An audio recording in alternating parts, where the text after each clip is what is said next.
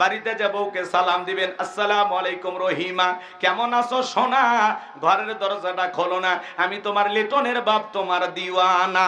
বউ খুশি হয়ে দরজা খুলে দেবে, কথা বলেন ঠিক কি না? কিন্তু আমাদের ব্যবহার এত মিষ্টি না। ঘরে দরজা চিৎকার মেরে ডাক দেয়, এ রুবেলের মা, এই দরজা খোল, বেশি দেরি হলে দরজা ভেঙে ফেলে দিয়া তোর পিঠের ওপর আজ কি যে হবি রে। ভিতর থেকে বউ বলে, এটা স্বামী না সেকেন্ড আজরাইল। কথা বলেন না কেন?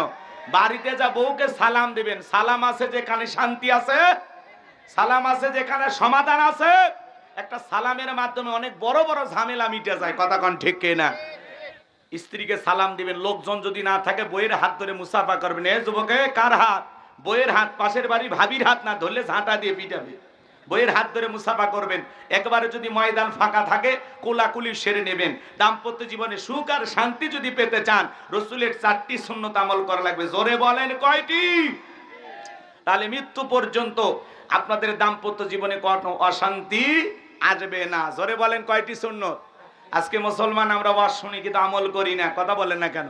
এক মুসলমান আর এক মুসলমানের গৃহে প্রবেশ করতে হলে গৃহবাসীর অনুমতি নিতে হবে, সালাম দিয়ে তার বাড়িতে প্রবেশ করতে হবে। সূরা নূরের 27 নম্বর আয়াত। কয় নম্বর আয়াত? আজকে মুসলমান আর এক মুসলমানের বাড়িতে বাদশা গয়ে বাড়ির মধ্যে ঢুকে যায়, বাদশার বইয়ের অন্য ঠিক নাই, কে কি করতেছে সব দেখা, সিসি ক্যামেরা শেষ। কথা কন না আপনারা? এক মুসলমান আর এক মুসলমানের বাড়িতে প্রবেশ করতে হলে আগে সালাম দেবেন, অনুমতি নেবেন, তারপরে বাড়িতে ঢুকবেন। কথা বলেন। খালি ওয়াজ শুনলে হবে না, আমল করা লাগবে। কথা কন নাকি আপনারা? একজন বলতেছে, হুজুর বউক সালাম দিদিকে শরম লাগে। আমি তখন বললাম, বিয়ে করছো তুমি? কি কন হুজুর, 3 সন্তানের বাপ আমি। কথা কন নাকি আপনারা? বিয়ে করে বাচ্চা হয়ে যায়, শরম লাগে না, আর বউক সালাম দিদিকে শরম লাগে। এটা শরম না শয়তানি? কথা বলেন না কেন আপনারা? স্ত্রীকে সালাম দিবেন, আজ থেকে চালু করবেন সালাম, মনে থাকবে তো ইনশাআল্লাহ। হঠাৎ করে যদি সালাম দেন, বউ চমকে উঠতে পারে, বাপ রে বাপ, কারে সালাম দিলা? তখন বলবেন, সকিনা তোরেই সালাম দিলাম। তখন বউ বলতে পারে, আজকে বারে কোন হুজুরের মুরিদ নিয়ে বাড়িতে ঢুকলা, সেদিনই তো অমুকের গাছের কলা চুরি করলা। কথা কন নাকি আপনারা? রাগ করতেছেন মনে হয়। আমার ভাইয়েরা 2-4 দিন সালাম দিতে দিতে অভ্যাসে পরিণত হবে। ছোট ছোট বাচ্চাদেরকে সালাম দিবেন। ইসলাম কত সুন্দর।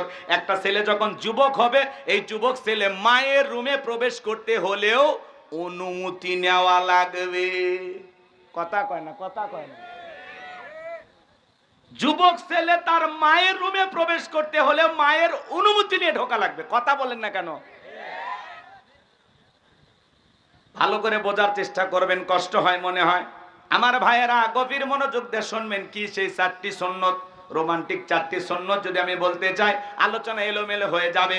একটু সময় নেন, শেষের দিকে আমি বলার চেষ্টা করব। বাজান, আমি যে কথা বলতে চাচ্ছিলাম, আম্মাজান আয়েশা ডেকে বলেন, নবীজি যখন সালাম দিয়ে প্রবেশ করলেন, নবীজির চেহারার আলোতে সুইটা কই পড়ে আছে আমি পরিষ্কার দেখতে পেয়েছি। বলুন সুবহানাল্লাহ।